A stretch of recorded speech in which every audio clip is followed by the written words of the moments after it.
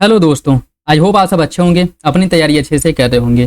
जैसा कि आप लोगों को पता है आर के लिए बहुत ज़्यादा दिन नहीं बचे हैं, तो उसके लिए जो हम लोग प्रीवियस ईयर क्वेश्चंस पेपर अर्थात PYQ जो घटना चक्र का पूर्वावलोकन कर रहे थे, इसमें जो इसका अगला पार्ट है वो है जनसंख्या या जनसांख्यिकी, जिसके अंतर्गत जनसंख्या से रिलेटेड चाहे आपका यूपी का जनगणना हो या फिर केंद्रीय जनगणना, उससे रिलेटेड जो भी क्वेश्चन अब तक आर में पूछे गए हैं उनको तो इस वीडियो में हम लोग सॉल्व भी करेंगे। उसके साथ साथ इन जनगणना से रिलेटेड जो इंपॉर्टेंट फैक्ट हैं उन्हें भी हम लोग देखेंगे जहां से क्वेश्चंस बनने की संभावना होती है। ठीक है, तो जैसा कि आप लोगों को पता है कि जनगणना से रिलेटेड या जनसांख्यिकी जो है इससे रिलेटेड 6 से लेकर के 8 क्वेश्चंस देखने को मिलता है और यह आपका नवीन मतलब कह सकते हैं कि अपडेटेड है। तो इसमें जो 2023 में आर में जो क्वेश्चन जनगणना से रिलेटेड जनसांख्यिकी से रिलेटेड पूछे गए थे वो क्वेश्चंस भी इसमें आपको देखने को मिलेंगे।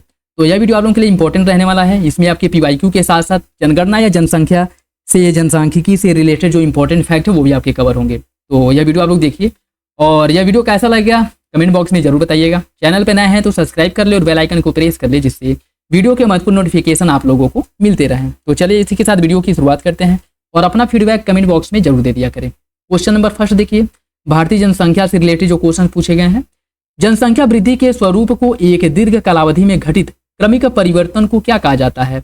इसे जनांकिकीय संक्रमण, जनसंख्या विस्फोट, जनांकिकीय गत्यात्मकता या फिर जनांकिकीय रूपांतरण, इसे कहा जाता है जनांकिकीय संक्रमण। ऑप्शन ए इसका सही हो जाएगा। ऑप्शन ए इसका सही हो जाएगा। देखिए, जनांकिकीय संक्रमण जो दीर्घकाल में जनसंख्या में होने वाले परिवर्तन को क्या करता है? इंगित करता है या फिर व्यक्त करता है।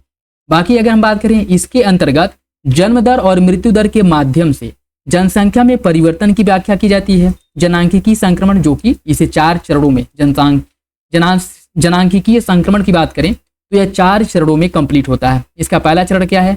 उच्च जन्म दर और उच्च मृत्यु दर होती है और इस समय इस जो प्रथम चरण है इसमें जनसंख्या लगभग स्थिर बनी रहती है, क्योंकि जितने लोग पैदा होते हैं लगभग उतने लोग ही मर जाते हैं। ठीक है, पहले चरण में। और ऐसा क्यों? ऐसा जो है बेरोजगारी, बीमारी, भूखमरी वगैरह के कारण जो है, ठीक है, निरक्षरता अधिक होती है, जिस कारण जितने लोग पैदा होते हैं लगभग उतनी ही लोग मर जाते हैं, जिससे जनसंख्या स्थिर बनी रहती है पहले चरण में।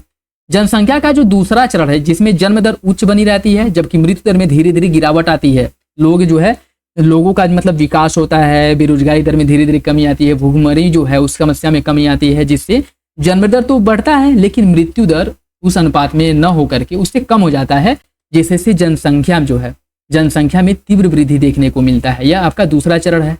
तीसरा चरण, इसमें जन्म दर और मृत्यु दर दोनों में गिरावट देखने को मिलता है। जन्म दर में गिरावट देखने को मिलता है क्योंकि लोगों के बीच अवेयरनेस बढ़ता है, जिससे छोटे परिवार था जो अधिक बच्चे पैदा करने इसके पहले जो चलन था उसको कम करके लोग क्या करते हैं कि छोटा परिवार, सुखी परिवार के कॉन्सेप्ट पे कार्य करते हैं। और वही आप जो पंचायत सीजन में देखे होंगे, 2 बच्चे हैं मीठी खीर उससे ज्यादा बाबा सिर, वही वाला लागू होता है। ठीक है, तो मतलब जो है लोग 1 से 2 बच्चे करना ही चाहते हैं जिनका भरण पोषण पालन पोषण वो अच्छे से कर पाए। ठीक है, और मृत्यु दर में गिरावट क्यों आती है? क्योंकि लोगों का विकास जो अच्छे रूप से हो जाता है, जो कह सकते हैं चिकित्सकीय प्रणाली जो है, चिकित्सा वगैरह दवाओं का विकास जो अच्छे ढंग से होता है, जिससे मृत्यु दर में भी कमी आती है और इस समय भी जनसंख्या स्थिर देखने को मिलता है। देखिए, जनसंख्या स्थिर कब बनी रहेगी? पहले चरण में भी और तीसरे चरण में। पहले चरण में जितने लोग पैदा हो रहे हैं उतने लोग मर जा रहे हैं, तब जनसंख्या स्थिर है।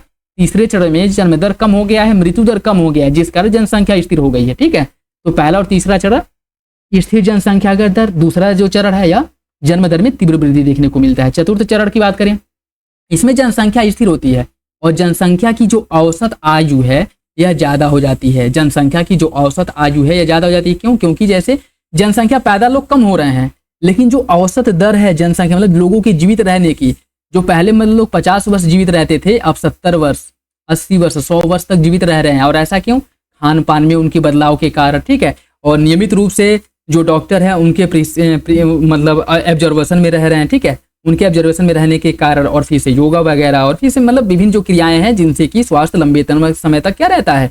स्थिर रहता है। तो ये जनसंख्या के 4 चरण हैं और इनसे रिलेटेड क्वेश्चन बनता है, इसे याद रखिएगा। ठीक, चलिए आगे बढ़ते हैं। भारत की जनगणना 10 वर्ष पर की जाती है और 10 वर्ष की अवधि के दौरान भारत की जनसंख्या अधिकांशतः अपरिवर्तित रहती है। देखिए, इसका पहला तो सही हो जाएगा, दूसरा गलत है।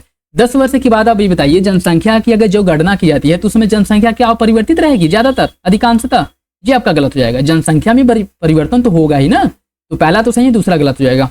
इसका जो सही आंसर है क्या होना चाहिए, सी होना चाहिए। देखिए पहला सही है, दूसरा गलत है। ठीक, पहली बार जनगणना 1972 में हुआ था और उसके बाद मियो के समय में हुआ था, दूसरा रिपन के काल में हुआ 1851 में, और तभी से जो है जनगणना नियमित रूप से की जाने लगी, अर्थात प्रत्येक 10 वर्ष के बाद के 10 वर्ष के अंतराल के बाद जनगणना की जाने लगी। ठीक है, और उसके बाद भारत की जनसंख्या में लगातार वृद्धि देखने को मिला है। अपवाद स्वरूप कब, 1921 में, जिसे महान जनसंख्या विभाजन के रूप में जाना जाता है, क्योंकि 1911 से लेकर के 1921 तक जनसंख्या में नकारात्मक परिवर्तन देखने को मिला था, अर्थात जनसंख्या में गिरावट देखने को मिला था। ठीक है, तो इसे जनसंख्या का महान विभाजक वर्ष भी कहा जाता है 1921 को, ये भी याद रखेगा। और वैसे अगर हम बात करें तो जनसंख्या में लगातार वृद्धि हुआ है। ठीक है, देखिए 1900 जो जनसंख्या थी 1951 में 361.08 मिलियन थी, और वैसे ही अगर अपन 2011 में देखेंगे तो अभी वर्तमान समय में तो जो का 121 के आसपास हो गया है। ठीक है, 121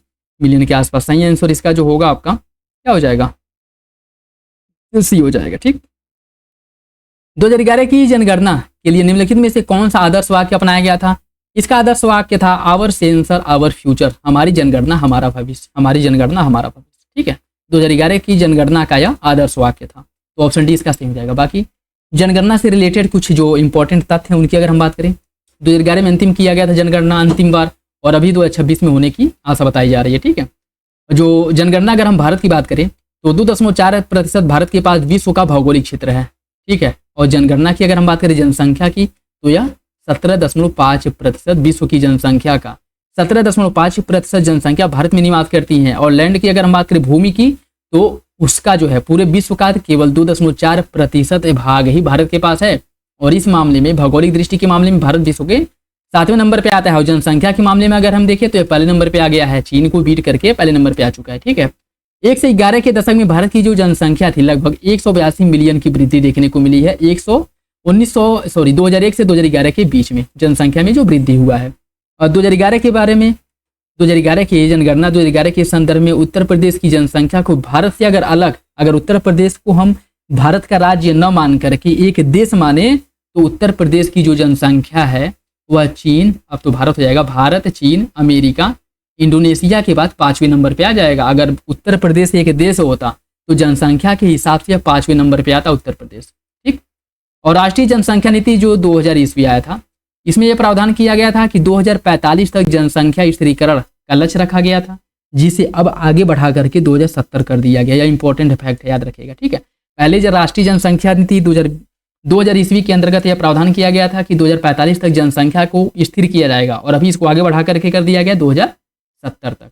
ठीक है, न्यूनतम जनसंख्या वाले 3 राज्य कौन कौन से हैं, सिक्किम है, मिजोरम है और अरुणाचल प्रदेश है, इनकी जनसंख्या न्यूनतम है। दशकीय वृद्धि दर किनका किनका है, मेघालय की दशकीय वृद्धि दर 27.9% है। अरुणाचल प्रदेश की सर्वाधिक दशकीय वृद्धि दर की बात कर रहे हैं तो सर्वाधिक दशकीय वृद्धि जो हुआ था वह मेघालय में 27.9%, अरुणाचल प्रदेश का 26% है, बिहार का है 25.4%, मणिपुर का 24.5% है और जम्मू कश्मीर का 23.6% है जनसंख्या का दशकीय वृद्धि दर। और न्यूनतम दशकीय वृद्धि दर किन राज्यों का है, सबसे कम नागालैंड का है, और नागालैंड एकमात्र ऐसा राज्य है जिसका जनगणना 2011 के संदर्भ में इसकी जो जनसंख्या वृद्धि निगेटिव रूप से मतलब नकारात्मक थी। ठीक है, यहाँ की जनसंख्या में वृद्धि न देखे करके कमी देखी गई थी। केरल दूसरे नंबर पे आ जाता है 4.9%, उसके बाद है गोवा 8.2%, आंध्र प्रदेश 11% और सिक्किम 12.9%। यह इनकी न्यूनतम दशकीय वृद्धि दर वाले राज्य हैं।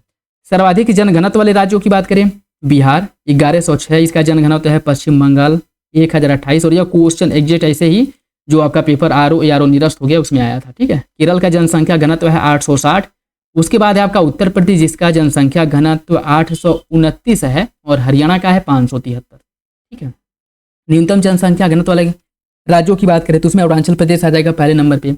अरुणाचल प्रदेश में जनसंख्या घनत्व है 17, मिजोरम में 52 है, सिक्किम में है 86, नागालैंड का जनसंख्या घनत्व 119 है और हिमाचल प्रदेश का जनसंख्या घनत्व 123 है।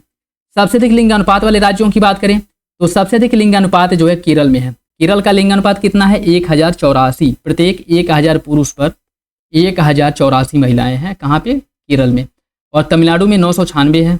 आंध्र प्रदेश का जनसंख्या जो लिंगानुपात है वो 993 है। छत्तीसगढ़ का लिंगानुपात है 991 और मेघालय का 989। यह कुछ इंपॉर्टेंट फैक्ट हैं। बाकी इसमें और देखिए न्यूनतम लिंग अनुपात वाले जो 5 राज्य हैं, सबसे कम लिंग अनुपात है हरियाणा का, कितना है 879। उसके बाद जम्मू कश्मीर का नंबर आता है, यहाँ पे 889 है, सिक्किम का 890 है, पंजाब का है 895 और उत्तर प्रदेश का जो लिंगानुपात है वो 912 है। ठीक है, सर्वाधिक शिशु लिंगानुपात वाले 5 राज्यों की अगर हम बात करें, शिशु लिंगानुपात सबसे अधिक जो है वो अरुणाचल प्रदेश का है, अरुणाचल प्रदेश का 972, मिजोरम का है 970, मेघालय का 970, छत्तीसगढ़ का 969 है और केरल का 964 है। न्यूनतम शिशु लिंगानुपात वाले 3 राज्यों की बात करें तो इसमें हरियाणा 834 है, हरियाणा का 834, पंजाब का है 846 और जम्मू कश्मीर का है 862। इसके बाद आपका साक्षरता दर, इसको हम बाद में देखेंगे, पहले क्वेश्चन सॉल्व करते हैं। ठीक, उत्तर प्रदेश देश में सबसे अधिक जनसंख्या वाला प्रदेश बना हुआ है जनगणना 2011 के अनुसार। बिहार, पश्चिम बंगाल, महाराष्ट्र क्रमशः आरोही क्रम में उसके नीचे आते हैं। कौन सा विकल्प इसका सही होगा?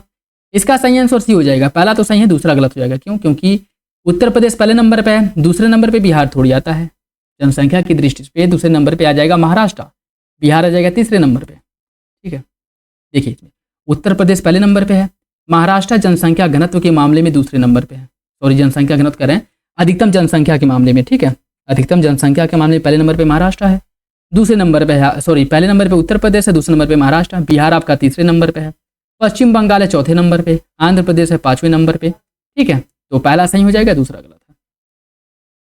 2011 की जनगणना के अनुसार सबसे अधिक जनसंख्या निम्नलिखित नगरीय युग्मों में से किसमें संदर्भित की गई थी? सबसे अधिक जनसंख्या जो है मुंबई और दिल्ली में, ऑप्शन डी हो जाएगा इसका। ठीक है, ऑप्शन डी। 2011 की जनगणना के अनुसार निम्नलिखित में से किस राज्य में अनुसूचित जनजातियों की संख्या सबसे अधिक है? अनुसूचित जनजातियों की संख्या सबसे अधिक मध्य प्रदेश में है, ए इसका सही हो जाएगा। ठीक है, मध्य प्रदेश में। अनुसूचित जनजातियों के संदर्भ में अगर 4 सबसे बड़े राज्यों की बात करें तो मध्य प्रदेश इस मामले में पहले नंबर पे है, महाराष्ट्र दूसरे, उड़ीसा है तीसरे नंबर पे और जो गुजरात है चौथे नंबर पे है। इसका सही आंसर ए हो जाएगा, ऑप्शन ए। भारत में जनांकिकीय इतिहास में महाविभाजन का वर्ष, अभी ऊपर हम लोग देखे ना, इसे कहा जाता है 1921 को महाविभाजन का वर्ष कहा जाता है, क्योंकि इस समय जनसंख्या में कमी देखने को मिला था। निम्नलिखित जनगणना वर्षों में किसे भारत के जनांकिकीय इतिहास में महान विभाजक के रूप में जाना जाता है? सही आंसर भी हो जाएगा 1921 को। ठीक है, 1921 को।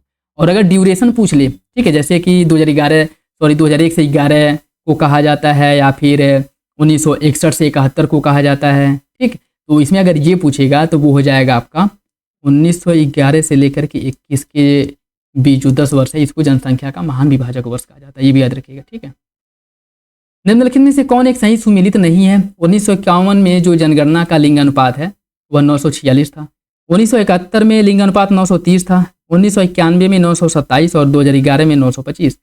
2011 में जो लिंग अनुपात है 927 नहीं 943 है। जनगणना 2011 के अनुसार लिंग अनुपात वर्तमान समय में कितना है? 943 है, 9 की 25। ठीक है, 9 की 25। बाकी कुछ फैक्ट देखिए साक्षरता के मामले में। सर्वाधिक साक्षरता दर वाले 5 राज्यों की बात करें तो सबसे अधिक साक्षरता केरल की है, 94% के आसपास है। मिजोरम इस मामले में दूसरे नंबर पे आता है, जहां पे साक्षरता 91.3% है। गोवा तीसरा स्थान है, 88.7%। त्रिपुरा में साक्षरता 87.2% है और हिमाचल प्रदेश की साक्षरता 82.8% है। कम से कम 5 जो सर्वाधिक और न्यूनतम वाले, कम से कम 5 याद रखा करिए। ठीक है, क्योंकि इनसे रिलेटेड क्वेश्चंस बन सकता है और इन्हीं से रिलेटेड क्वेश्चंस बनते हैं। ठीक है, न्यूनतम साक्षरता दर वाले 5 राज्यों की बात करें तो बिहार में सबसे कम साक्षरता है, कितना है? 61.8%। उसके बाद आता है अरुणाचल प्रदेश का स्थान, अरुणाचल प्रदेश में साक्षरता 65.4% है। राजस्थान में साक्षरता है 66.1%, झारखंड में साक्षरता 66.4% है और आंध्र प्रदेश में साक्षरता 67% है। सर्वाधिक पुरुष साक्षरता भी आपके केरल में है। ठीक है, सबसे अधिक साक्षरता, सबसे अधिक पुरुष साक्षरता और सबसे अधिक महिला साक्षरता, तीनों मामले में केरल पहले नंबर पे है। मिजोरम सबसे अधिक साक्षरता और सबसे अधिक पुरुष साक्षरता, दोनों मामले में मिजोरम दूसरे नंबर पे है। गोवा इसमें जो है सबसे अधिक पुरुष साक्षरता के मामले में तीसरे नंबर पे आ जाता है। न्यूनतम पुरुष साक्षरता की बात करें तो इसमें भी बिहार आपका पहले नंबर पे है, अरुणाचल प्रदेश दूसरे नंबर पे है और सबसे कम साक्षरता के मामले में तीसरे नंबर पे जहां राजस्थान पहले नंबर पे था, वहीं सबसे कम पुरुष साक्षरता के मामले में आंध्र प्रदेश तीसरे नंबर पे है। यह जो फैक्ट है याद रखिएगा। ठीक है, तो न्यूनतम पुरुष साक्षरता में और न्यूनतम साक्षरता में दोनों मामले में बिहार पहले नंबर पे है। ठीक, और सबसे अधिक महिला साक्षरता की बात करें तो इस मामले में भी केरल पहले नंबर पे है, मिजोरम दूसरे नंबर पे है और गोवा तीसरे नंबर पे है। ठीक है, तो यह बाकी न्यूनतम महिला साक्षरता के मामले में बिहार पहले नंबर पे है और यहाँ पर राजस्थान दूसरे नंबर पे आ गया था। ठीक है, अगर महिला साक्षरता की बात करें न्यूनतम तो यहाँ पे राजस्थान दूसरे नंबर पे आ जाता है। बाकी ओवरऑल साक्षरता के मामले में, ओवरऑल न्यूनतम साक्षरता के मामले में और पुरुष न्यूनतम साक्षरता के मामले में राजस्थान दूसरे नंबर पे है और मिजोरम जो है आपका किस नंबर पे है, मिजोरम जो है दूसरे नंबर पे है। और सबसे जो राष्ट्रीय स्तर पे सर्वाधिक साक्षरता में, न्यूनतम साक्षरता के मामले में और न्यूनतम पुरुष साक्षरता के मामले में राजस्थान तीसरे नंबर पे आता है और सबसे कम महिला साक्षरता के मामले में राजस्थान दूसरे नंबर पे आता है। बाकी बिहार तीनों मामले में पहले नंबर पे है। बाकी ये कुछ और फैक्ट देखिए, 40 लाख से अधिक जनसंख्या वाले नगरीय संकुलन या बृहद जो महानगर हैं उनकी जनसंख्या क्रम से इस प्रकार है। जैसे अगर बृहद के आधार पे इनको लगाने के लिए पूछ ले कि जो महानगर हैं उनकी जनसंख्या के घटते क्रम में लगाइए या फिर बढ़ते क्रम में लगाइए, तो पहले नंबर पे आ जाएगा आपका मुंबई, उसके बाद दिल्ली दूसरे नंबर पे आ जाएगा, कोलकाता तीसरे नंबर पे है, चेन्नई है चौथे नंबर पे, बेंगलुरु पाँचवें नंबर पे है, हैदराबाद छठे नंबर पे है, अहमदाबाद आपका 7वें नंबर पे है, पुणे है 8वें नंबर पे, सूरत 9वें नंबर पे है। ठीक है, और 2011 में राज्यों के बारे में अगर हम बात करें तो 10 लाख से अधिक जनसंख्या वाले 53 महानगरों में सबसे अधिक महानगर कहाँ पे हैं, उत्तर प्रदेश और केरल में है। ये भी एक फैक्ट है, याद रखिएगा। ठीक है, सबसे अधिक महानगर उत्तर प्रदेश और केरल में, और दोनों में महानगरों की संख्या कितनी है, दोनों में महानगरों की संख्या 7 है, जहाँ पे जनसंख्या 10 लाख से अधिक है। और इसके बाद महाराष्ट्र आता है जहाँ पे 6 है, फिर मध्य प्रदेश, फिर गुजरात और तमिलनाडु में कितने हैं, 4 हैं। ठीक है, तो ये भी याद रखिएगा। और उत्तर प्रदेश के जो 10 लाख से अधिक जनसंख्या वाले महानगर हैं उनकी अगर हम बात करें, उनको जनसंख्या के आधार पर लगाने के लिए, क्रम से लगाने के लिए पूछ ले तो इसमें कानपुर आ जाएगा आपका पहले नंबर पे, उसके बाद लखनऊ दूसरे नंबर पे है। ठीक है, मिलियन प्लस 10 लाख से अधिक जनसंख्या के मामले में अगर उत्तर प्रदेश के जो महानगर हैं इनको अधिकतम से न्यूनतम के क्रम में लगाने के लिए अगर पूछ ले तो कानपुर पहले नंबर पे आ जाएगा, लखनऊ दूसरे नंबर पे, गाजियाबाद इस मामले में आ जाएगा तीसरे नंबर पे, आगरा चौथे नंबर पे आ जाएगा, वाराणसी आ जाएगा 5वें नंबर पे, मेरठ छठे नंबर पे, इलाहाबाद 7वें नंबर पे आ जाएगा। ठीक है, और यही 7 उत्तर प्रदेश के महानगर हैं। ठीक है, महानगर हैं। और भारत में कुल 3 मेगा सिटी हैं। मेगा सिटी कितने हैं भारत में अभी तक, जनगणना 2011 के अनुसार? ठीक है, 3 है। कौन कौन है?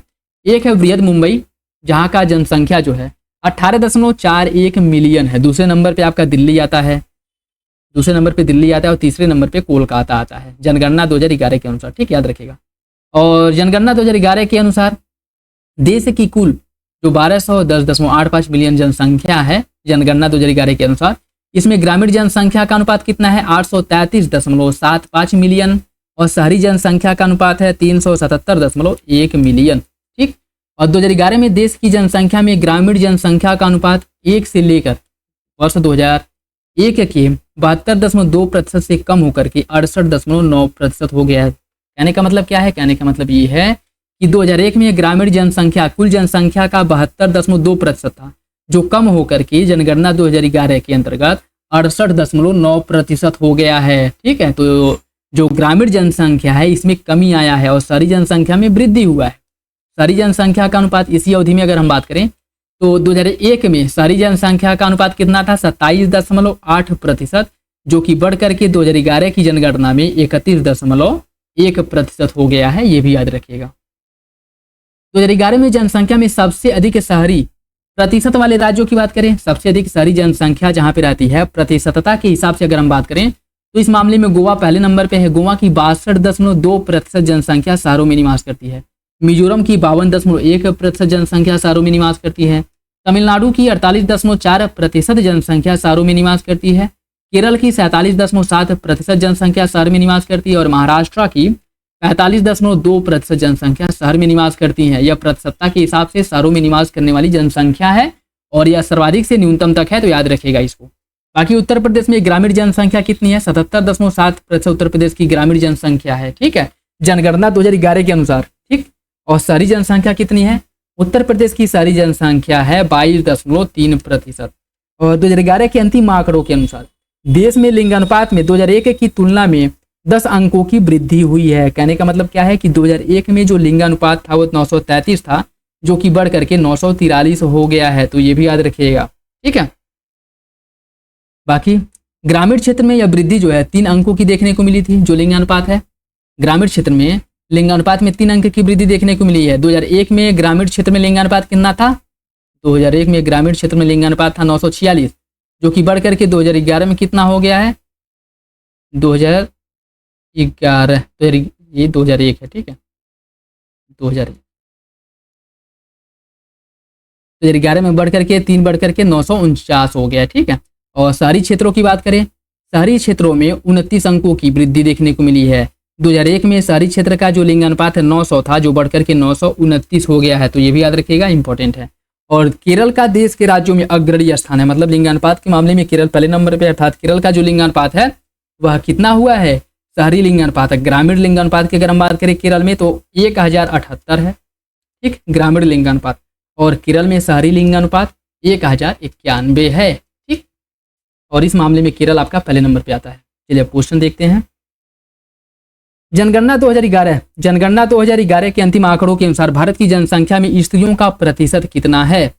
जनगणना 2011 के अनुसार भारत की जनसंख्या में स्त्रियों का प्रतिशत है 48.46%, भी हो जाएगा, 48.46% है। जबकि अंतिम आंकड़ों के अनुसार यह 48.53% है।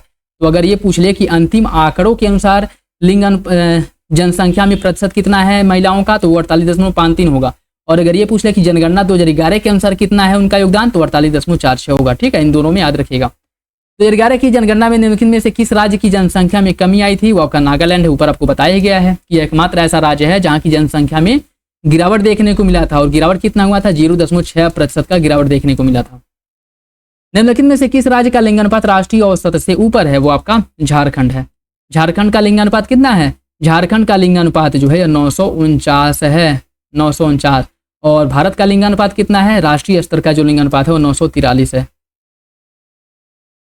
943। तो इससे अधिक लिंगानुपात किसका है? झारखंड का। बाकी गुजरात का लिंगानुपात कितना है? इसका 919 है। महाराष्ट्र का लिंगानुपात है 929। और जो मध्य प्रदेश है इसका लिंगानुपात है 931, ठीक है। 2011 की जनगणना के अनुसार निम्नलिखित में से भारत के किस केंद्र शासित प्रदेश में न्यूनतम लिंगानुपात पाया जाता है? चंडीगढ़, दमन दीव, अंडमान निकोबार द्वीप समूह या फिर लक्षद्वीप? सबसे कम जो है जनगणना 2011 के अनुसार सही उत्तर क्या हो जाएगा? 2011 की जनगणना के अनुसार जो दमन दीव है यहाँ पे जो लिंगानुपात है 618 है। कितना है? 618, जो कि सबसे कम है, ठीक। उत्तर प्रदेश के बाद निम्नलिखित में से किस राज्य की जनसंख्या सबसे अधिक है? अभी ऊपर हम लोग देखे हैं, महाराष्ट्र की जनसंख्या सबसे अधिक है। तीसरे नंबर पर बिहार आ जाता है, ठीक है। चौथे नंबर पे पश्चिम बंगाल आ जाता है, ठीक है। 2011 की जनगणना के आधार पर निम्नलिखित में से किस राज्य में जनसंख्या घनत्व उच्चतम है? जनसंख्या घनत्व पूछे तो बिहार हो जाएगा। बिहार का जनसंख्या घनत्व 1106 है, ठीक है, 1106 बिहार का जनसंख्या घनत्व। उसके बाद पश्चिम बंगाल है, पश्चिम बंगाल दूसरे नंबर पे आता है और इसका जनसंख्या घनत्व है 1028 है, ठीक है। तीसरे नंबर पे आपका केरल आएगा, 860 है इसका जनसंख्या घनत्व। उसके बाद आपका उत्तर प्रदेश 829, फिर हरियाणा है 573, ठीक है। तमिलनाडु का 555 है जनसंख्या घनत्व। 2011 की जनगणना के अनुसार भारत का न्यूनतम जनसंख्या घनत्व वाला राज्य कौन सा है? वो आपका अरुणाचल प्रदेश है। अरुणाचल प्रदेश का जनसंख्या घनत्व 17 है। प्रति वर्ग किलोमीटर में 17 लोग निवास करते हैं। कहाँ पे? अरुणाचल प्रदेश में, ठीक है। देखिए ये जो है जनगणना 2001 के बारे में पूछ रहा है, ठीक है। 2001 के अकॉर्डिंग अरुणाचल प्रदेश का जनसंख्या घनत्व 13 था और 11 के अकॉर्डिंग कितना था? 17, ठीक है, 17। तो ये भी याद रखिएगा। देखिए 2011 के अकॉर्डिंग इसका जनसंख्या घनत्व कितना है? 17 है। मिजोरम का 52 है, सिक्किम का है 86, नागालैंड का 119 है, हिमाचल प्रदेश का 123 है, ठीक।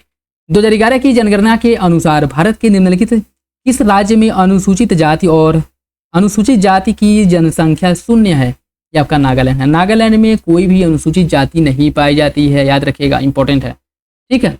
तो नागालैंड में कितनी है? 0 है।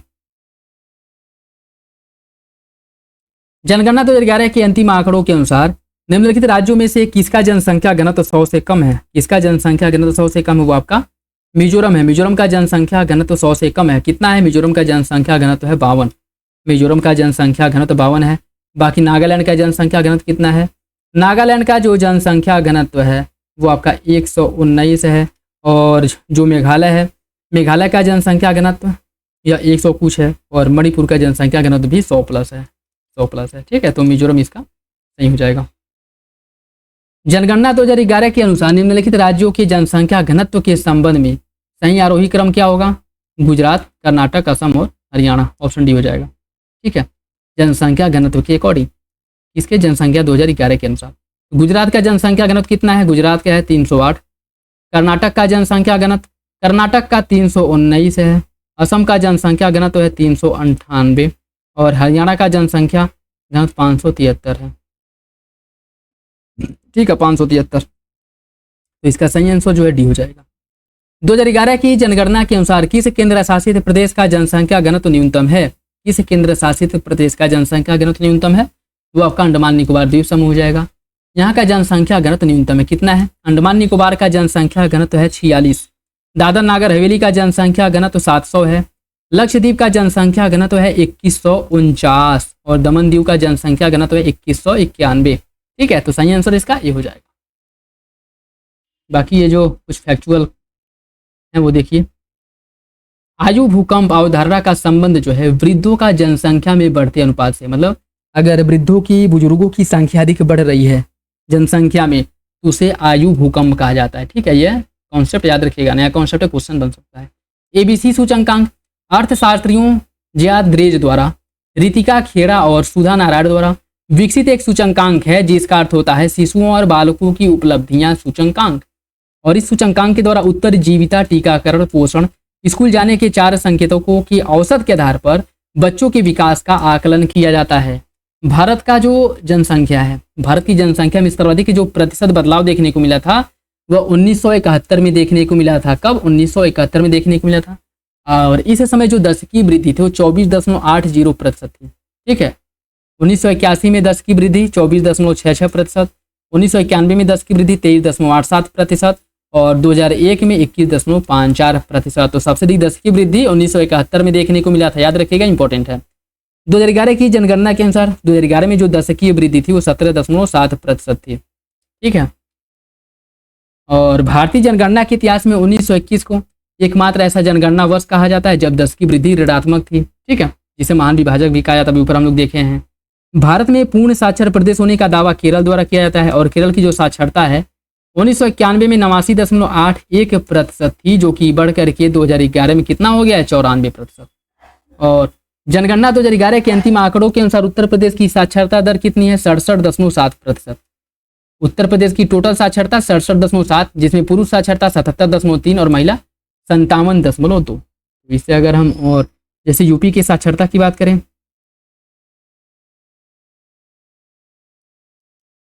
ठीक है, तो उत्तर प्रदेश की कुल साक्षरता कितनी है?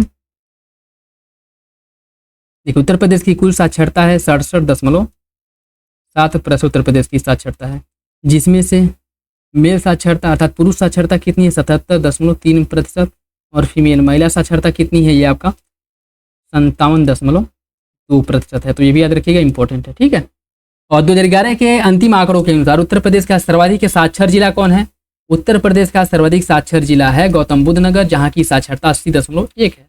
और 2011 के अंतिम आंकड़ों के अनुसार उत्तर प्रदेश की सर्वाधिक साक्षरता दर वाले जिले कौन कौन से हैं?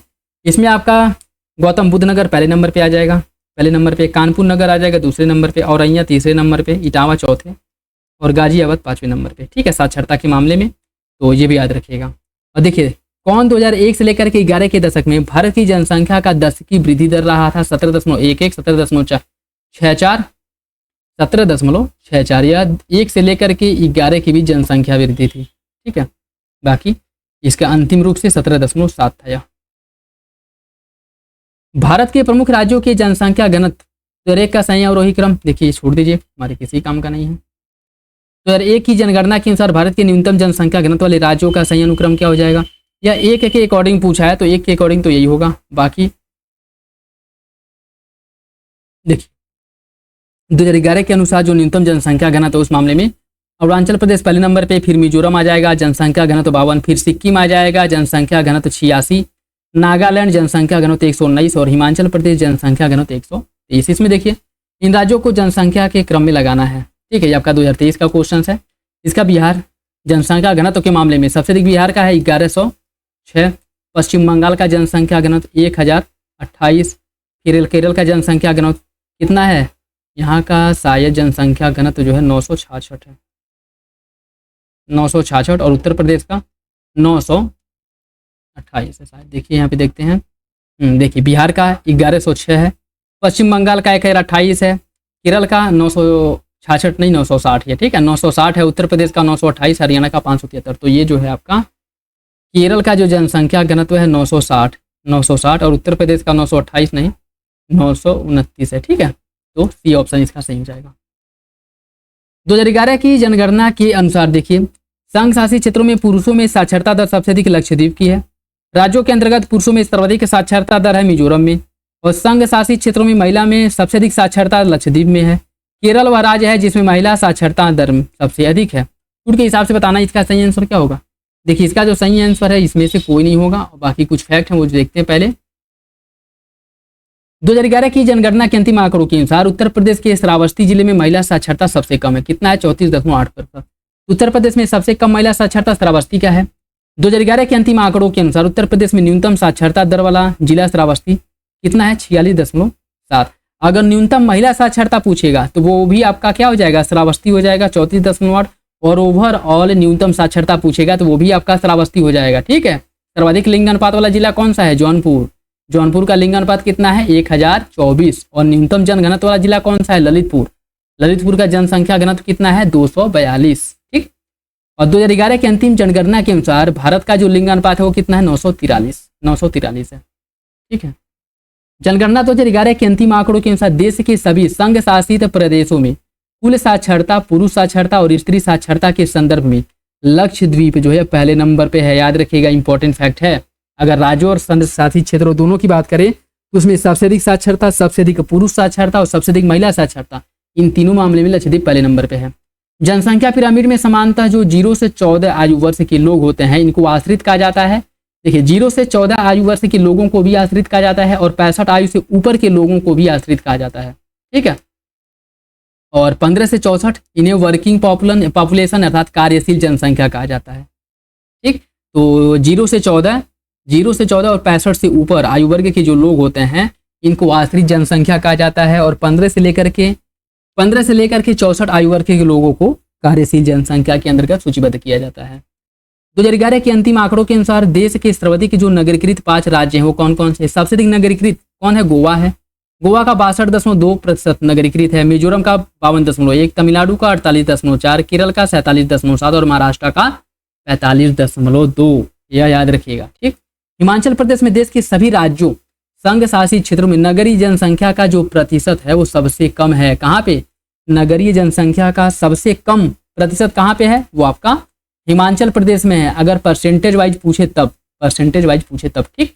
और 2011 की जनगणना के अनुसार हिमाचल प्रदेश में सर्वाधिक ग्रामीण जनसंख्या प्रतिशतता वो भी आपके हिमाचल प्रदेश में प्रतिशतता के हिसाब से। वैसे अगर ग्रामीण जनसंख्या सबसे अधिक किस राज्य में है तो आपका यूपी हो जाएगा, परसेंटेज के हिसाब से पूछेगा तो हिमाचल प्रदेश हो जाएगा, ठीक, ये याद रखिएगा। देखिए 2011 के अंतिम आंकड़ों के अनुसार भारत की जनसंख्या विश्व की जनसंख्या का 17.5 है, अभी ऊपर हम लोग देखे ही हैं, ठीक है। और विश्व में 5 सबसे आबादी वाले देश, इनका अवरोही क्रम में अगर हम रखें तो इसमें भारत आपका पहले नंबर पे आ जाएगा, चीन दूसरे नंबर पे आ जाएगा, अमेरिका तीसरे, इंडोनेशिया चौथे और पाकिस्तान 5वें नंबर पे आ जाएगा, ठीक है। पाकिस्तान 5वें नंबर पे आ जाएगा, ये भी याद रखिएगा। बाकी अभी नया जनगणना रिपोर्ट तो आया नहीं है, लेकिन वैसे भारत की जो जनसंख्या है वह पाकिस्तान कह रहे हैं, चाइना को बीट करके विश्व की सबसे अधिक पॉपुलेशन वाली कंट्री बन गई है। लेकिन अभी नया जनगणना रिपोर्ट नहीं आया है, तो जो भी क्वेश्चंस बनेंगे वो 2011 की जनगणना के अकॉर्डिंग बनेंगे। तो अभी जो है आपको क्या आंसर देना है, अगर 2011 की जनगणना के अकॉर्डिंग पूछेगा तो चीन को पहले नंबर पे मानना पड़ेगा आपको, ठीक है, ये याद रखिएगा। माल्थस की जनसंख्या सिद्धांत के अनुसार जनसंख्या में जो वृद्धि होती है वो ज्यामितीय रूप से होती है। ज्यामितीय रूप का तात्पर्य क्या है, जैसे इन्होंने ये सिद्धांत दिया था कि जनसंख्या में जो वृद्धि होती है वो ज्यामितीय रूप में होती है, जबकि खाद्यान्नों में वृद्धि क्रमिक रूप में होती है। इसका तात्पर्य क्या है, जैसे जनसंख्या जो बढ़ती है वो गुणज में 2 गुणे 4, ठीक है, 2 गुणे 4 मतलब 4 से फिर 8 हो जाएगा, 8 से फिर 16 हो जाएगा, 16 से फिर 32 हो जाएगा, ऐसे जनसंख्या बढ़ती है। जबकि खाद्यान्नों में जो वृद्धि होती है वह 1, 2, 3, 4, 5 ऐसे बढ़ता है, ठीक है। तो ये सिद्धांत किसने दिया था, माल्थस ने दिया था, ये भी याद रखिएगा। और इसमें देखिए जनगणना 2001 के अनुसार साक्षरता दर में उत्तर प्रदेश का राज्य जनसंख्या क्रम में राज्य के शासित प्रदेशों में क्या था, 31वें नंबर पे था, ठीक है। जबकि 2011 के अनुसार यह 29वें नंबर पे आ गया है, याद रखिएगा। 2011 के अनुसार 29वें नंबर पे। 2011 की जनगणना के अनुसार किस केंद्र शासित प्रदेश की साक्षरता दर न्यूनतम है? वो आपका दादर नागर हवेली है। दादर नागर हवेली का कितना है? 76.2%। ठीक है, ठीक। दादर नागर हवेली का 76.2%, पुदुचेरी का 85.8, चंडीगढ़ का 86, दिल्ली का 86.2, अंडमान निकोबार द्वीप समूह का 86.6, दमन दीव का 87.1, लक्षद्वीप का 91.8। ठीक है, तो सही आंसर इसका क्या हो जाएगा? बी हो जाएगा। 2011 की जनगणना के अनुसार निम्नलिखित में से कौन राज्य में साक्षरता सबसे अधिक है? तो आपका मणिपुर हो जाएगा। ठीक है, देखिए इसकी अगर हम बात करें, सबसे अधिक साक्षरता केरल की है 94%, फिर आपका मिजोरम हो जाएगा 91.3%, फिर गोवा है, कितना है? गोवा का 88.7% है, त्रिपुरा का है 87.2%, हिमाचल प्रदेश का 82.8% है। ठीक है, बाकी मणिपुर का साक्षरता 79.2% है मणिपुर का। ठीक है, ये भी याद रखिएगा। 2011 की जनगणना के अनुसार निम्नलिखित में से किस भारतीय राज्य में महिला साक्षरता न्यूनतम है? महिला साक्षरता किस भारतीय राज्य में न्यूनतम है? वो आपका राजस्थान हो जाएगा। 2011 की जनगणना के में से किस भारतीय राज्य में महिला साक्षरता न्यूनतम है? वो भी हो जाएगा। अगर यहाँ पे बिहार रहता तो ये पहले नंबर पे आ जाता, बिहार रहता तो। ठीक है, बिहार नहीं है तो राजस्थान दूसरे नंबर पे आ जाएगा, क्योंकि महिला साक्षरता के मामले में दूसरे नंबर पे राजस्थान है न्यूनतम साक्षरता के मामले में। ठीक है, पहले नंबर पे बिहार है। जनगणना 2001 के अनुसार उत्तर प्रदेश में साक्षरता दर कितनी थी? राजस्थान उड़ीसा से कम थी। ठीक है, उड़ीसा से कम थी।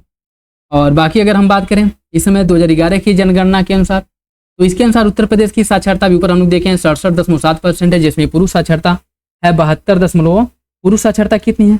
इसमें पुरुष साक्षरता जो है वो आपका 77.2% है। देखिए कहाँ पे देखा गया था, ये है पुरुष साक्षरता 77.3% है, महिला साक्षरता 57.2% है उत्तर प्रदेश का। ठीक है, जनगणना 2011 के अंतिम आंकड़ों के अनुसार उत्तर प्रदेश की कुल जनसंख्या 1 से लेकर के 11 के दौरान इसकी जो दशकीय वृद्धि थी वो कितनी थी? इसकी दशकीय वृद्धि 20.09% थी। 2001 से लेकर के 11 के बीच में दशकीय वृद्धि 20.09% था, याद रखिएगा। 1 से 11 की अवधि में कुल जनसंख्या में निम्नलिखित प्रतिशत वृद्धि वाला राज्य कौन सा? न्यूनतम प्रतिशत कहाँ पे वृद्धि हुआ था? नागालैंड में। नागालैंड में। और यहाँ पे वृद्धि नहीं बल्कि घटा था, कितना? 0.6% माइनस हुआ था जनसंख्या। ठीक, 2001 के अनुसार निम्न राज्यों में से किसका जनसंख्या घनत्व अधिकतम है? वो आपका पश्चिम बंगाल हो जाएगा। ठीक है, पश्चिम बंगाल हो जाएगा। भारत में न्यूनतम यौन अनुपात जिस किस केंद्र शासित प्रदेश में पाया जाता है? वो आपका दमन दीव है। ठीक है, दमन दीव। और 11 की जनगणना के अनुसार अगर देखें तो भी जो है दमन दीव पहले नंबर पे आएगा, 618 है। ठीक है, 618। 2011 की जनगणना के अनुसार किस केंद्र शासित प्रदेश का लिंग अनुपात न्यूनतम है? वो आपका दमन दीव हो जाएगा, ऑप्शन सी दमन दीव।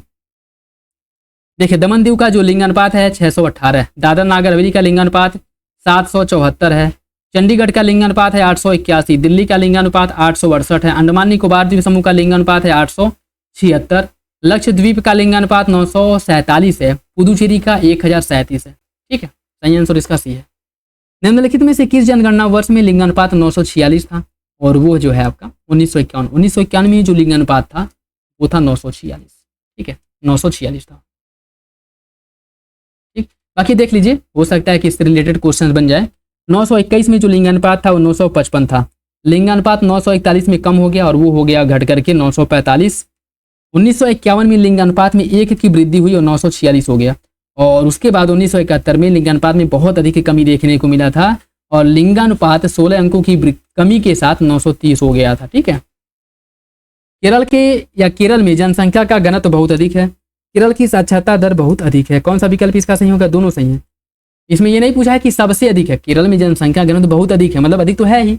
अगर इसमें यह कहता है कि केरल में जनसंख्या घनत्व सबसे अधिक है तब ये गलत हो जाता। लेकिन कहा क्या है कि केरल में जनसंख्या घनत्व बहुत अधिक है, तो जाहिर सी बात है जनसंख्या घनत्व अधिक तो है ही। जनसंख्या घनत्व के मामले में ये तीसरे नंबर पे आ रहा है, तो जाहिर सी बात है जनसंख्या घनत्व अधिक है। और साक्षरता दर ये भी बहुत अधिक है, अर्थात इस मामले में पहले नंबर पे आ रहा है, तो दोनों विकल्प सही हो जाएगा। लेकिन व्याख्या बिल्कुल नहीं करता है। ठीक है, याद रखिएगा। बाकी जनसंख्या घनत्व कितना है इसका? 860 है, जो कि पश्चिम बंगाल के बाद तीसरे नंबर पे आता है। और साक्षरता 94% है, इस मामले में भी पहले नंबर पे आता है। ठीक, 2011 की जनगणना के अंतिम आंकड़ों के अनुसार 7 वर्ष एवं उससे अधिक आयु के पुरुष महिला से किन राज्यों में सबसे अधिक है? पुरुष महिलाओं से किन राज्यों में सबसे अधिक है? बिहार, महाराष्ट्र, उत्तर प्रदेश, पश्चिम बंगाल। कूट के हिसाब से बताना है। सही आंसर क्या हो जाएगा? और वो हो जाएगा ऑप्शन डी। इन चारों राज्यों में जो पुरुष आबादी है वो महिलाओं से अधिक है। ठीक है। राष्ट्रीय जनसंख्या नीति 2000 के अंतर्गत जो एक लक्ष्य था कि 2045 तक जनसंख्या में स्थिरता प्राप्त किया जाएगा, अब यह लक्ष्य को बढ़ाकर कब तक कर दिया गया है? 2070 तक। अभी ऊपर हम लोग डिस्कस किए थे। ठीक है, जो फैक्चुअल था, फैक्ट वाले क्वेश्चन उसमें।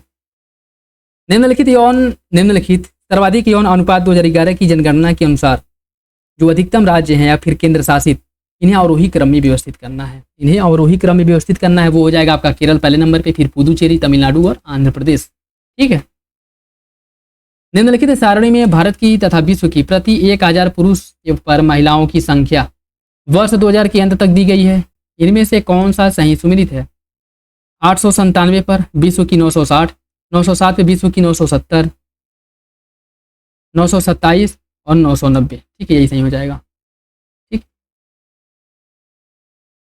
यूनिसेफ की रिपोर्ट के अनुसार बच्चों की मृत्यु दर अधिकतम किस राज्य में थी? उड़ीसा में। और यह रिपोर्ट आपका पुराना है। अगर इस हिसाब से अगर 2020 का जो नवीनतम डाटा उसके अकॉर्डिंग अगर हम देखें तो सबसे अधिक मृत्यु दर मध्य प्रदेश में 43, उसके बाद उत्तर प्रदेश का स्थान आता है।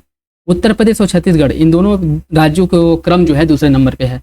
और इन दोनों में जो शिशु मृत्यु दर है कितना है? 38 है। असम उड़ीसा का 36, राजस्थान में 32। तो अभी वर्तमान समय में मध्य प्रदेश पहले नंबर पे आ चुका है, उत्तर प्रदेश और छत्तीसगढ़ दूसरे नंबर पे। ठीक है। भारत के प्रगतिशील जनसंख्या संसाधन क्षेत्रों में शामिल किया जाता है। किसको किसको शामिल किया जाएगा? गंगा यमुना दोआब और उसके साथ साथ आपका जो तमिलनाडु है इसको शामिल किया जाएगा। ठीक है। देखिए, भारत के प्रगतिशील जनसंख्या संसाधन के 5 क्षेत्रों के नाम जो है निम्नलिखित है। और वो 5 क्षेत्र कौन कौन से हैं? ये क्वेश्चन इंपॉर्टेंट है, याद रखिएगा। ठीक है, इससे क्वेश्चन बन सकता है। एक है पश्चिम बंगाल का डेल्टा, दक्कन ट्रैप महाराष्ट्र और गुजरात वाला क्षेत्र जो जिसके अंतर्गत आता है, तमिलनाडु वाला क्षेत्र, पंजाब का मैदानी और गंगा यमुना का जो दोआब है, और दक्षिण पूर्वी कर्नाटक पठार। ठीक है। 2001 की जनगणना के अनुसार भारत के किस राज्य में बाल मृत्यु दर न्यूनतम है? वो आपका केरल है। ठीक है, बाल मृत्यु दर न्यूनतम कहाँ पे है? केरल में है। और इसे अगर हम मई 2022 के अकॉर्डिंग जो न्यूनतम रिपोर्ट आई थी उसमें अगर हम देखें तो शिशु मृत्यु दर 28 प्रति हजार है। किसकी? भारत की। यह भारत की बात कर रहा है। जिसमें न्यूनतम शिशु मृत्यु दर किस राज्य की है? मिजोरम की है। मिजोरम में शिशु मृत्यु दर कितनी है? 3 है। ठीक है। इसके बाद नागालैंड में प्रति हजार कितना है? 4 है शिशु मृत्यु दर। सिक्किम में प्रति हजार शिशु मृत्यु दर 5 है। ठीक है। और सबसे अधिक शिशु मृत्यु दर वही आपका मध्य प्रदेश है, जहाँ पे कितनी है? 43 है। ये भी याद रखिएगा। ठीक। अस्थायी जनसंख्या संरचना के लिए निम्नलिखित में से कौन सी प्रक्रिया का चयन किया जाता है? इसके लिए स्थिर जन्म दर और मृत्यु दर का चयन होता है। ऑप्शन सी हो जाएगा इसका, ऑप्शन सी। भारत में जनसंख्या घनत्व निरंतर बढ़ा है। ठीक है, निरंतर बढ़ा है। 2011 की जनगणना के अनुसार भारत के निम्नलिखित राज्यों में से किसमें जनसंख्या घनत्व उच्चतम है? जनसंख्या घनत्व सबसे अधिक बिहार में है। कितना है? 1106 है। केरल का है कितना? केरल का 960 है। 960 है। पश्चिम बंगाल का कितना है? 1028 है। और उत्तर प्रदेश का कितना है? 929 है। ठीक है। जनगणना 2011 के अंतिम आंकड़ों के अनुसार भारत के निम्नलिखित राज्यों में से किस राज्य में महिला लिंगानुपात सबसे अधिक है? महिला लिंगानुपात किस राज्य में सबसे अधिक है? वो आपका डी हो जाएगा, अर्थात केरल। सबसे अधिक लिंगानुपात, सबसे अधिक पुरुष लिंगानुपात, सबसे अधिक महिला लिंगानुपात, ये तीनों कहाँ पे हैं? केरल में है। और सबसे कम लिंगानुपात है, सबसे कम पुरुष लिंगानुपात और सबसे कम महिला लिंगानुपात यह कहाँ पे है? बिहार में। ठीक है। भारत के किस राज्य में स्त्री पुरुष अनुपात 1000 से अधिक है? वो आपका केरल है। स्त्री पुरुष अनुपात कहाँ पे है? केरल में अधिक है। यहाँ पे कितना है? यहाँ पे 1078 है। ठीक है, लगभग इसके आसपास है। जनगणना 2001 के अनुसार भारत के निम्नलिखित राज्यों में से किसमें सबसे अधिक अनुसूचित जातीय जनसंख्या है? इस मामले में जो है कौन सा राज्य आ जाएगा? जनसंख्या के मामले में अगर ये पूछ ले कि सबसे अधिक एससी जनसंख्या कहाँ पे है, तो आपका उत्तर प्रदेश आ जाएगा। और अनुसूचित जनजाति अगर पूछे एसटी, तो ये आपके एमपी हो जाएगा। ठीक है, याद रखिएगा। सबसे अधिक कहाँ पे? उत्तर प्रदेश में। पश्चिम बंगाल दूसरे नंबर पे, फिर बिहार का स्थान, फिर पंजाब का। यह 4 मतलब क्रम से है। ठीक है। भारत के किस राज्य में अनुसूचित जातियों की जनसंख्या सबसे अधिक है? वो आपका उत्तर प्रदेश है। 2011 की जनगणना के अनुसार अनुसूचित जनजातियों के संदर्भ में निम्नलिखित राज्यों का अवरोही क्रम कौन सा है? अनुसूचित जनजातियों के क्रम की अगर हम बात करें तो इसमें अरुणाचल प्रदेश, मिजोरम, नागालैंड, मेघालय। अरुणाचल प्रदेश, मिजोरम, नागालैंड, मेघालय। ठीक है। देखिए, 2011 के अनुसार अनुसूचित जनजाति राज्य का आरोही क्रम में जो है अरुणाचल प्रदेश, उसके बाद मिजोरम है, फिर नागालैंड है, फिर मेघालय है। यदि जन्म और मृत्यु दर समान है और अंततः यह बाह्य प्रवचन नहीं हो रहा है तो जनसंख्या में कोई परिवर्तन नहीं होता है, तब इसे हम क्या कहेंगे? स्थिर जनसंख्या, शून्य, गत्यात्मक या फिर जनसंख्या स्थिरता। तब इसे हम कहेंगे जनसंख्या स्थिरता। ठीक है, जनसंख्या स्थिरता कहेंगे, डी हो जाएगा। जनगणना 2011 के अनुसार निम्नलिखित राज्यों को साक्षरता प्रतिशत के अनुसार अवरोही क्रम में व्यवस्थित कीजिए। नागालैंड, हिमाचल प्रदेश, सिक्किम और त्रिपुरा, इनको जो अवरोही क्रम में व्यवस्थित करना है। ठीक है, देखिए त्रिपुरा कितना है 87.2%, हिमाचल प्रदेश का 82.8%, सिक्किम का 81.4%, नागालैंड का 79.6%। ठीक है, जनसंख्या का अवरोही क्रम है। 2001 की जनगणना के अनुसार भारत के किस केंद्र शासित प्रदेश में साक्षरता दर सबसे अधिक थी? वो आपका लक्षद्वीप था। और वर्तमान 2011 की जनगणना के अनुसार भी लक्षद्वीप आपका पहले नंबर पे है। कितना है? 91.8%। याद रखिएगा। दिल्ली का कितना है? 86.2%। चंडीगढ़ का है 86% और पुदुचेरी का 85.8%। ठीक है, निम्नलिखित में से भारत के किस राज्य में स्त्री पुरुष शिक्षा में न्यूनतम अंतर देखने को मिलता है? स्त्री पुरुष शिक्षा में न्यूनतम अंतर किस राज्य में देखने को मिलता है? इसको अगर हम 2011 की जनगणना के अनुसार देखें तो सही आंसर क्या होगा? बी होगा। ठीक, और 2011 के आधार पर देखेंगे तो मेघालय आपका पहले नंबर पे आएगा। ठीक है, मेघालय पहले नंबर पे आएगा। 2001 से 11 की अवधि में कुल जनसंख्या में निरंतर प्रतिशत वृद्धि वाला राज्य कौन सा है? वो जो है आपका ये हो जाएगा नागालैंड। ठीक है, 1 से 11 के बीच, 2001 से 2011 के बीच न्यूनतम प्रतिशत वाला जो राज्य है वो नागालैंड है। ठीक, क्योंकि यहाँ पे जो वृद्धि है वो नकारात्मक में हुआ था 0.6%। निम्न में से किस राज्य में महिला साक्षरता दर 2001 में सबसे अधिक थी? वो आपका मिजोरम है। 2001 में महिला साक्षरता मिजोरम में सबसे अधिक थी। वर्तमान समय की अगर हम बात करें तो इसमें अगर देखेंगे तो तमिलनाडु में कितना है? 80.1%, महाराष्ट्र में 82.3%, मिजोरम में 91.3% और चंडीगढ़ में 86%। ठीक, नेक्स्ट देखिए नगरीकरण से रिलेटेड क्वेश्चन जो पूछे गए हैं। भारत में नगरीकरण का स्तर चीन से काफी नीचा है। भारतीय नगर कम नियोजित हैं। कौन सा विकल्प इसका सही होगा? इसका जो सही आंसर है बी हो जाएगा। दोनों सही लेकिन व्याख्या नहीं करता है। ठीक है, नगरीकरण औद्योगिकरण का अनुसरण करता है। नगरीकरण औद्योगिकरण का अनुसरण करता है। विकासशील देशों में नगरीकरण अपने आप में एक आंदोलन है। कौन सा विकल्प सही होगा? देखिए इसका सही आंसर जो है दोनों सही हो जाएगा लेकिन व्याख्या नहीं करता है। पहला आप समझे क्या कह रहा है कि नगरीकरण औद्योगिकरण का अनुसरण करता है, अर्थात आप औद्योगिकरण करिए, नगरीकरण स्वतः ही हो जाएगा। जैसे अगर किसी भी देश में या किसी राज्य या किसी देश के किसी राज्य में या राज्य के किसी क्षेत्र में अगर उद्योगों की स्थापना होती है तो अन्य जो छोटे मोटे उद्योग हैं वहाँ पे स्वतः ही आने लगेंगे। ठीक है, स्वतः ही आने लगेंगे। तो वह जो आपका औद्योगिकरण वाला जो इंडस्ट्रियल एरिया है उसके चारों तरफ एक नगर टाइप का जो एक वो है उसका विकास हो जाएगा। तो अगर आप औद्योगिकरण करते हैं तो नगरीकरण स्वतः हो जाएगा। ये बात बिल्कुल ठीक है। और विकासशील देशों में नगरीकरण अपने आप में एक आंदोलन है, ये बात भी बिल्कुल सही है लेकिन अलग अलग व्याख्या नहीं करता है। 2011 की जनगणना के अनुसार भारत में जनसंख्या या जनगणना की कुल संख्या कितनी है? वो 3894 है। ठीक है, 2011 की जनगणना के अनुसार भारत में जनगणना नगर जो हैं इनकी कुल संख्या 3894 है। ये फैक्ट याद रखिएगा।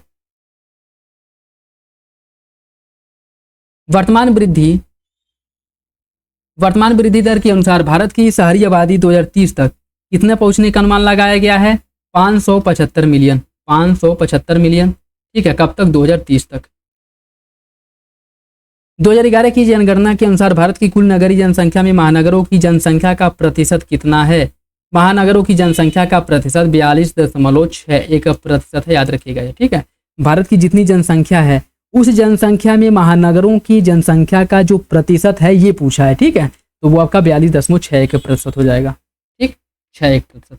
बाकी कुल जनसंख्या में अगर शहरी आबादी पूछेगा, शहरी जनसंख्या पूछेगा तो वो कितना हो जाएगा? वो हो जाएगा आपका 32.1%। ठीक है, भारत की जनसंख्या का लगभग कितने प्रतिशत शहरी आबादी है? कितना प्रतिशत है वो देखिए आपका 31.1% है। ऊपर का हम बताए हैं 32 नहीं, ये 31.1% है। ठीक है, ठीक, 2011 की जनगणना के अनुसार भारत में नगरीय जनसंख्या का देश के कुल जनसंख्या में प्रतिशतता कितनी है? वो आपका 31.16%। ठीक है, अभी हो जाएगा। 2011 की जनगणना के अनुसार भारत की नगरीय जनसंख्या का प्रतिशत वही है आपका, इनमें से कोई नहीं, 31.2, 31.8, 30.7, इनमें से कोई नहीं। और ये आपका 2023 का क्वेश्चन है। ठीक है, ये गलत क्यों हो जाएगा? क्योंकि इसकी अगर हम बात करें तो 31.6%, 2011 की ये अंतिम आंकड़ों के अनुसार 31.6% है, 31.6%। और पूरा यहाँ परसेंटेज में दिया है, इसलिए अगर हो जाएगा जैसे 30.7, 30.2, 31.8 ये दिया है ना, तो यहाँ पे और उपयुक्त में से कोई नहीं भी दिया है, तो सही आंसर क्या हो जाएगा? कोई नहीं। तो एग्जैक्ट डाटा आपको याद करना पड़ेगा। ठीक है, 31.6%।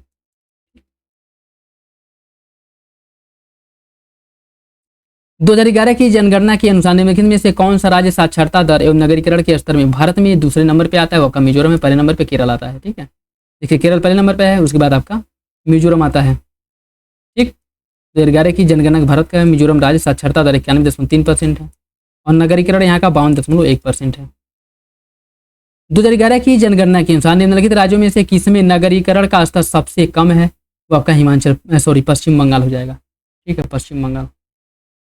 भारत के बृहत नगरों में जनसंख्या वृद्धि में भिन्नता पाई जाती है। 2001 की जनगणना के अनुसार भारत में 4 बृहत नगर हैं। इसका सही आंसर क्या होगा? देखिए इसका सही आंसर सी हो जाएगा, पहला सही दूसरा गलत। भारत में बृहत नगरों की जो जनसंख्या वृद्धि में अंतर पाया जाता है, जबकि 2001 की जनगणना भारत में 6 बृहत नगर थे। ठीक है, 6 बृहत नगर थे। JNNURM इसका संबंध किससे है? इसका संबंध है शहरी अधोसंरचना से। इसे जवाहरलाल नेहरू राष्ट्रीय शहरी नवीकरण मिशन शुरुआत कब किया गया था? 2005 में। ठीक है, ये भी याद रखिएगा। निम्नलिखित में से कौन सा जवाहर नेहरू राष्ट्रीय शहरी पुनर्नवीनी मिशन के संबंध में सही नहीं है? इसे 2005 में प्रारंभ किया गया था। इसे 10 वर्षीय कार्यक्रम के रूप में लाया गया था और यह भारतीय शहरों में जीवन की गुणवत्ता बढ़ाने के लिए है या समावेशी विकास को बढ़ाने के लिए है। पूछा क्या है कि कौन सा विकल्प गलत है? वो हो जाएगा ऑप्शन डी। यह 10 वर्षीय कार्यक्रम था, यह गलत है। ठीक, क्यों? क्योंकि अगर हम बात करें तो यह 10 वर्षीय कार्यक्रम नहीं था, बल्कि यह जो है कितने वर्ष का था? यह 7 वर्षीय कार्यक्रम था। ठीक, 7 वर्षीय कार्यक्रम था, याद रखिएगा।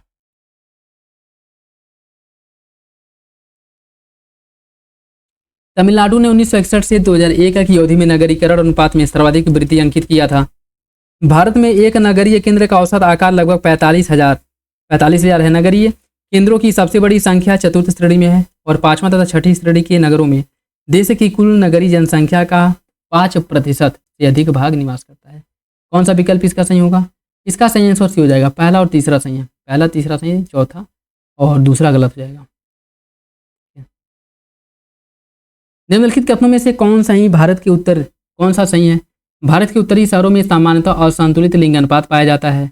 पश्चिमी शहरों के केंद्रीयकरण के विपरीत पूर्वी शहर बिखरे हुए हैं। कौन सा विकल्प इसका सही होगा? इसका जो सही आंसर है वो देखिए, और भी अब ये जो दिए गए हैं कि दक्षिण में श्रमिकों में महिलाओं की, ईसाइयों की लघु संख्या तथा उच्च शिक्षा दर के कारण बेहतर भागीदारी देखने को मिलती है।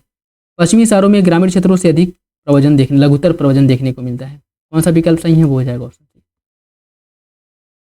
2011 की जनगणना के अनुसार निम्नलिखित में से किस राज्य में नगरीय जनसंख्या की प्रतिशतता न्यूनतम है? वो आपका डी है, अर्थात हिमाचल प्रदेश। ठीक है, हिमाचल प्रदेश।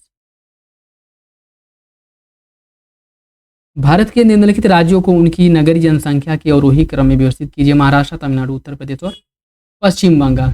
ठीक है, नगरीय जनसंख्या के अवरोही क्रम में नहीं लगाना है। पहले नंबर पे आ जाएगा आपका महाराष्ट्र, दूसरे नंबर पे आ जाएगा उत्तर प्रदेश, तमिलनाडु तीसरे नंबर पे, पश्चिम बंगाल चौथे नंबर पे। तो इसका होगा क्या? 1 3 2 4 किसमें है? 1 3 2 4 हो जाएगा।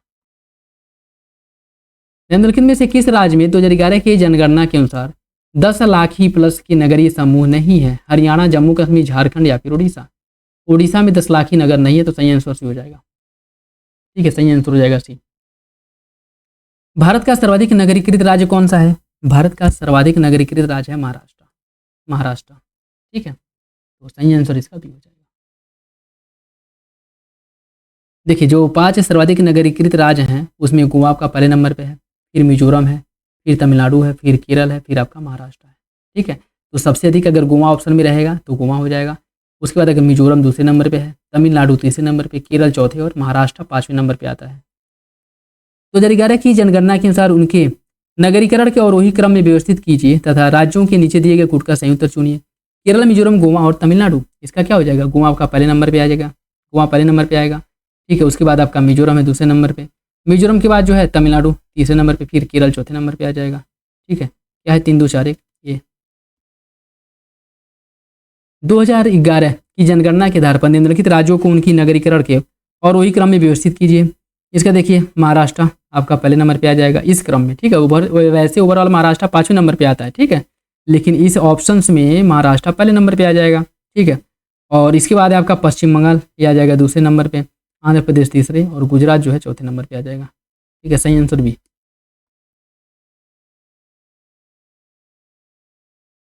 स्वतंत्रता के बाद प्रथम बार जनसंख्या में संपूर्ण वृद्धि ग्रामीण क्षेत्रों की अपेक्षा नगरीय क्षेत्रों में दिख रही थी। भारत में ग्रामीण जनसंख्या 67.84% और नगरीय जनसंख्या 32.16% है। 2001 के नगरीकरण का स्तर 27.81% था और 2001 में ग्रामीण जनसंख्या का प्रतिशत 71.19% था। कौन सा विकल्प इसका सही है? इसका डी हो जाएगा, पहला और तीसरा। पहला और तीसरा सही है, दूसरा चौथा गलत हो जाएगा। ठीक है, देखिए 2011 के अंतिम आंकड़ों के अनुसार ग्रामीण स्तरीय जनसंख्या 68.84% थी और 31.16% शहरी। ठीक है, ग्रामीण और नगरीय। और 2001 के अंतर्गत यह 71.19% नहीं बल्कि 72.19% था। ठीक है, मिलियन प्लस आबादी वाले कितने शहर जनगणना 2001 के अंतर्गत आए थे? देखिए वर्तमान समय उस समय 2001 के अंतर्गत 35 थे, वर्तमान समय में कितने हैं? 53 हैं। ठीक है, तो याद रखिएगा।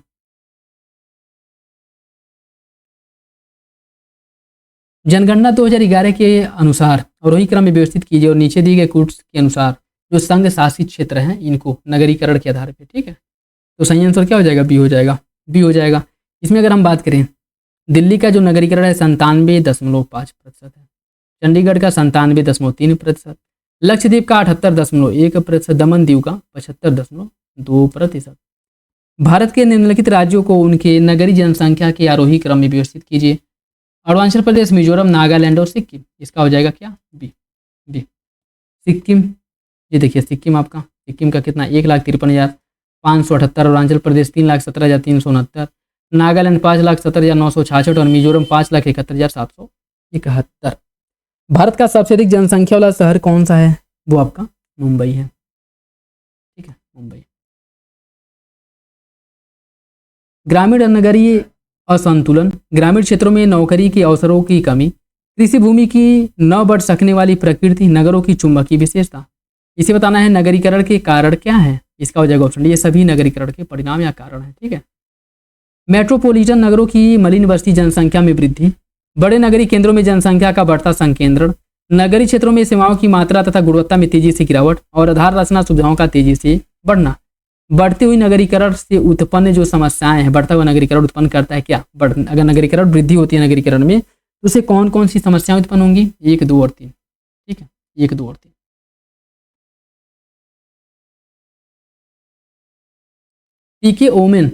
टीके ओमेन ने नगरीकरण परिवर्तन का अंतर क्या बताया था? इसका अंतर इन्होंने बताया था कि आय के साधन तथा बदलते हुए मूल्यों के प्रतिमान के आधार पर, सत्ता की संरचना के आधार पर, नगरीय सामाजिक वातावरण तथा सामाजिक परिस्थिति के आधार पर, तो ये सभी आधार इनके द्वारा दिया गया था। ठीक है, सही आंसर डी हो जाएगा। 2011 की जनगणना के अनुसार भारत की कुल जनसंख्या में नगरीय जनसंख्या का प्रतिशत कितना है? वो आपका 31.2% है। ठीक है, 31.2 या 31.16%। 2011 के अनुसार भारत की नगरीय जनसंख्या का प्रतिशत कितना है? वही 31.16%। ठीक है, बी हो जाएगा। जनगणना 2011 के अनुसार भारत में निम्नलिखित राज्यों में से कौन से राज्य ने सबसे कम नगरीकरण का प्रतिशत दर्ज किया था? सबसे कम नगरीकरण हिमाचल प्रदेश, ये। ठीक है, हिमाचल प्रदेश।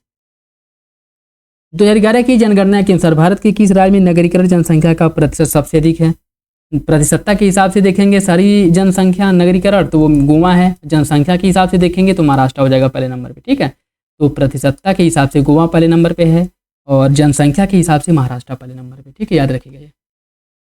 2011 की जनगणना के अनुसार भारतीय नगरों में मलिन बस्तियों का प्रतिशत 2011 की जनगणना के अनुसार सबसे कम कहाँ पे है? सबसे कम मलिन बस्तियां हैं अहमदाबाद में।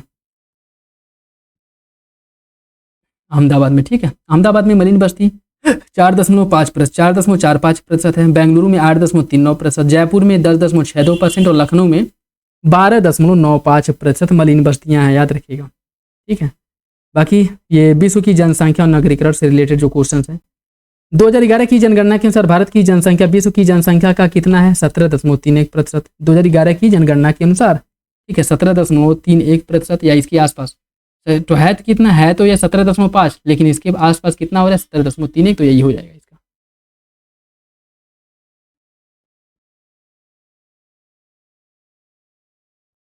विश्व जनसंख्या दिवस कब मनाया जाता है? 11 जुलाई को मनाया जाता है विश्व जनसंख्या दिवस, ठीक है। और मनाने का निश्चय 1989 में यूएनडीपी द्वारा लिया गया था, ठीक है। और 11 जुलाई 1987 को विश्व जनसंख्या अनुमोदन क्यों किया गया? क्योंकि इस समय जनसंख्या 5 अरब अर्थात 5 बिलियन होने के उपलक्ष्य में मनाया गया था, ठीक है।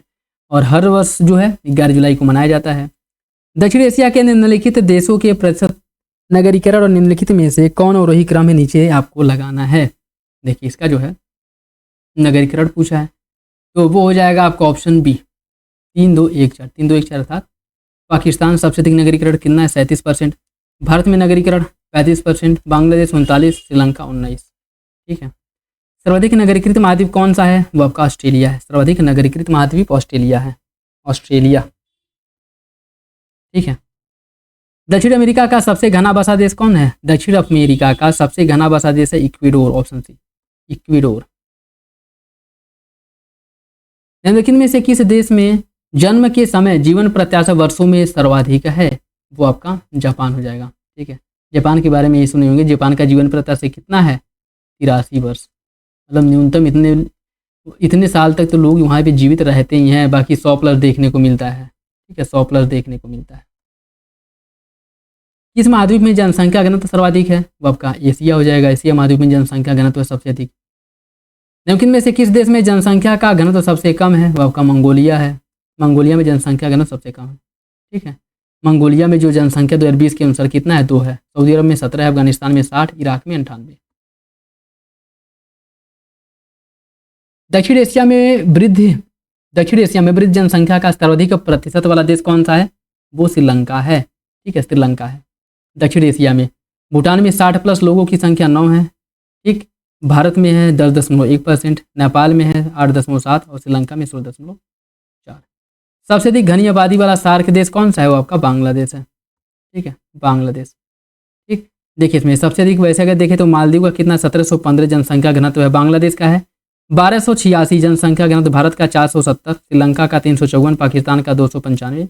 बाकी आप लोग देखिएगा, ठीक है। चीन की जनसंख्या वृद्धि नाटकीय ढंग से धीमी पड़ गई है। एक बच्चा प्रति परिवार नीति के कारण उसकी प्रजनन दर में कमी आई है। सही आंसर दोनों हो जाएगा और व्याख्या भी कर रहे हैं, ठीक है। एशिया का सबसे बड़ा नगर कौन सा है? वह शंघाई है, शंघाई एशिया का सबसे बड़ा नगर है, ठीक है। भारत की नगरीय जनसंख्या संयुक्त राज्य अमेरिका से अधिक है। संयुक्त राज्य अमेरिका का नगरीय स्तर भारत से उच्चतर है, ठीक है। क्या होगा सही आंसर? सही आंसर हो जाएगा बी। दोनों सही लेकिन व्याख्या नहीं करता है, ठीक है, दोनों सही लेकिन एक दूसरे की व्याख्या नहीं करते हैं। विश्व की लगभग 80% जनसंख्या संरक्षित है कहाँ पे? या सामाजिक सुरक्षा द्वारा संरक्षित है। निम्न युग्मों में से कौन सा एक सही सुनिश्चित नहीं है? लिंग अनुपात 1951 में 946 था, 1971 में 930, 91 में 927, 2011 में 925, यही गलत है। 2011 में कितना था? 943, ठीक है, 943। जनगणना 2011 के अंतिम आंकड़ों के अनुसार उत्तर प्रदेश की कुल जनसंख्या 1 से 11 के दौरान जो 10 की वृद्धि हुई थी, कितनी हुई थी? इसका 10 की वृद्धि हुआ था 20.09%, ठीक है, 20.09%। 2011 की जनगणना के अंतिम आंकड़ों के अनुसार भारत की जनसंख्या का कितना प्रतिशत उत्तर प्रदेश में निवास करता है? लगभग 17%। जनगणना 2011 के अंतिम आंकड़ों के अनुसार महिला साक्षरता दर उच्चतम और न्यूनतम कहाँ पे है? अधिकतम कहाँ पे है महिला साक्षरता दर पूछ रहा है, ठीक है। महिला साक्षरता दर वो उच्चतम है कहाँ पे? वो है आपका केरल में, और न्यूनतम है राजस्थान में, ठीक है, न्यूनतम राजस्थान में है। न्यूनतम महिला साक्षरता दर जो है यह कहाँ पे है? एक उच्चतम और न्यूनतम महिला साक्षरता दर केरल और बिहार, ये राजस्थान नहीं हो गया, केरल और बिहार होना चाहिए ना, इसका ये होना चाहिए केरल और बिहार, ठीक है। ये राजस्थान जो है अगर इसमें ये पूछता कि पुरुष साक्षरता और महिला साक्षरता के बीच, पुरुष साक्षरता और महिला साक्षरता के बीच अंतर किस राज्य में सबसे अधिक है, तो उस मामले में राजस्थान पहले नंबर पे आ जाएगा। ठीक है, पुरुष साक्षरता और महिला साक्षरता के बीच जो अंतर है उस मामले में। ठीक, बाकी इसका जो है ये हो जाएगा। लोक नगरीय सातत्व, लोक नगरीय सातत्व के विचार को उस आधार पर विकसित किया गया जो अध्ययन किया गया किसका, मैक्सिको में, मैक्सिको में। ठीक है, रेडफील्ड तथा सिंगर के विचार में प्राथमिक नगरीकरण की प्रक्रिया को किसके विकास से विशेषीकृत किया जाता है, वृहद परंपरा के विकास से। ऑप्शन सी हो जाएगा। माल्थस के अनुसार जनसंख्या नियंत्रण का सर्वाधिक प्रभावकारी उपाय क्या है, युद्ध विपत्ति, जन्म नियंत्रण या फिर अनैतिक व्यवहार, जन्म का नियंत्रण करना। ठीक है, ऑप्शन सी जन्म नियंत्रण।